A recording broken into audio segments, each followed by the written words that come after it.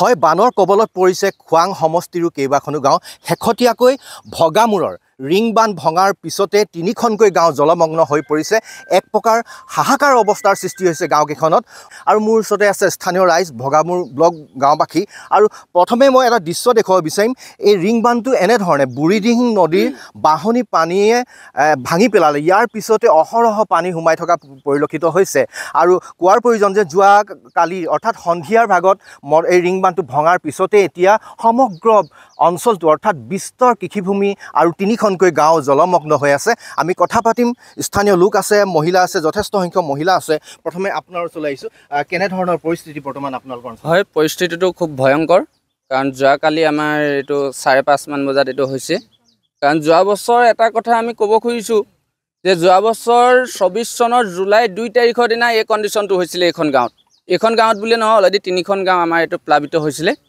আৰু পুনৰ আমি এক বছৰ কাল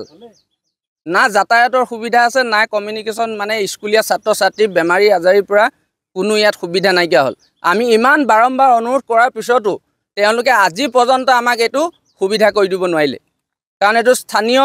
বিধায়ক মহোদয়কো আমি জনাইছোঁ প্ৰশাসনৰ মানুহক জনাইছোঁ ডিপাৰ্টমেণ্টৰ মানুহক জনাইছোঁ তেওঁলোকে কয় জলসম্পদে কৰিব আমুকে কৰিব তামুকে কৰিব জলসম্পদক ক'লে কয় আপোনালোকে চিন্তা নকৰিব আমি এইটো ব্যৱস্থা কৰিম কিন্তু আজি এই অৱস্থাটো কিয় হ'ল 10 নম্বৰত ডিপাৰ্টমেণ্টৰ গাফিলতিৰ কাৰণে আজি এইখন গাঁও এনেকুৱা অৱস্থা হৈছে কালি চাওক এইটো চিগা এই চিগাটোত 4জন শ্ৰমিকে কাম কৰি ৰখাব পাৰে নেকি ইয়াত শ্ৰমিক অহাৰ পিছত তেওঁলোকৰ খালচীয়ে কয় যে ইয়াত ডিপাৰ্টমেণ্টৰ কোনো পইচা নাই খালচী আহি শ্ৰমিক অহাৰ পিছত ঘূৰাই পঠিয়াইছে এনেকুৱা ডিপাৰ্টমেণ্ট কিয় লাগে যদি এনেকুৱা সমস্যা থাকে আজি 80 চনৰ পৰা খিলঞ্জীয়া মানুহৰ ওপৰত যে গোটেই ঢাক ঢোল বজাই থাকে খিলঞ্জীয়া আজি খিলঞ্জীয়া মানুহৰ অৱস্থা এনেকুৱা কিয় হৈছে আমি ইয়াৰ পৰাই মাননীয় মুখ্যমন্ত্ৰীক আমি অনুৰোধ জনাইছোঁ যে এই সমস্যাটো আমাক স্থায়ী সমাধান কৰি দিবৰ কাৰণে মানে সবলীকৰণ কৰি আহল বহল কৰি পেলাই আমাক যাতে স্থায়ী সমাধান দিয়ে আমি তাৰ বাবে মুখ্যমন্ত্ৰীক অনুৰোধ জনাইছোঁ আৰু লগতে জলসম্পদ বিভাগৰ মাননীয় মন্ত্ৰী ডাঙৰীয়াকো আমি ইয়াৰ পৰা অনুৰোধ জনাইছোঁ বিধায়ক মহোদয় আজি এই প্ৰত্যক্ষ কৰি গৈছে বিধায়ক মহোদয়ে আমাক আশ্বাস দিছে যদি সঁচা অৰ্থত সেই আশ্বাস সম্পূৰ্ণ হয় তেতিয়াহ'লে বিধায়ক মহোদয়ক আমি ধন্যবাদ জনাইছোঁ আপোনাৰ ওচৰলৈ আহিছোঁ কি ক'ব বিচাৰিব হয় একচুৱেলি এটা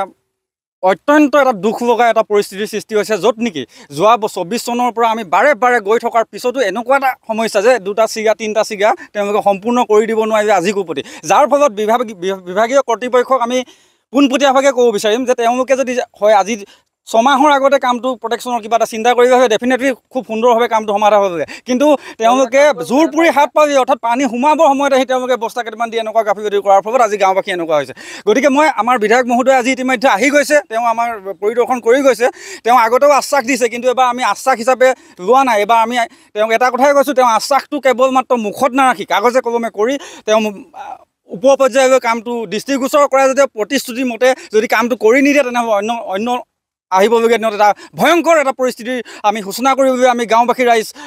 চব লগ হৈছোঁ গতিকে মোৰ যোগেদি মই হিমন্ত বিশ্ব শৰ্মাৰ শাসনাধীন বিজেপি চৰকাৰখনক আৰু তথা জলসম্পদ মন্ত্ৰী পীযুষ হাজৰিকা ডাঙৰীয়াক মই এটা কথাই ক'ব বিচাৰোঁ আপোনালোকে অনবৰতি পলমে আমাক এটা স্থায়ী সমাধান কৰক অন্যথা কিন্তু পৰিস্থিতি ভয়ংকৰ হ'ব ঠিক আছে ধন্যবাদ জনাইছোঁ আপোনাৰ ওচৰলৈ আহিছোঁ কি ক'ব বিচাৰিব ঠিক সেই ভাইটিহঁতে কোৱাৰ দৰে 2024 চনৰ জুনৰ 2 জুন তাৰিখে আৰু জুলাই তাৰিখৰ পৰা এনে পৰিস্থিতি যোৱা বছৰে 3টা চিগা আমাৰ ছিগি গৈছে আৰু ছিগি যোৱাৰ ফলত আমাৰ ল'ৰা ছোৱালী মানে একো হেৰি নাই সেই 24 চনৰ এক বছৰ হৈ গ'ল এই এবছৰ ধৰি অসম চৰকাৰে আমাৰ যাতায়াতৰ ব্যৱস্থাটো সুবিধা কৰি দিব নোৱাৰিলে কাৰণ এতিয়া কিমানখিনি ক্ষতিপূৰণ হৈছে না আজি 17-18টা ল'ৰা ছোৱালী স্কুল ক্ষতি হৈছে ল'ৰা ছোৱালীয়ে পানী খাবলৈ কিছুমানে পোৱা নাই ধৰক কাৰোবাৰ টিউবৱেল ডুবি গৈছে সেই ল'ৰা ছোৱালী কাষত লৈ ৰাস্তাত ঘূৰি ফুৰিবলৈ কণ মইনা আছে আমাৰ আমি সেইবিলাকক কেনে অসম চৰকাৰে এইটো আমাক অতি সোনকালে কিবা এটা ব্যৱস্থা কৰে যেন আমি অসম চৰকাৰক অনুৰোধ কৰিছোঁ আপুনি বিচৰা বাতৰি পাব কেৱল নিউজ 18 এপত নিউজ 18 এপ ডাউনলোড কৰিবলৈ স্কেন কৰক এই QR কোড গুগল প্লে ষ্টৰতো পাব এই নিউজ 18 এপ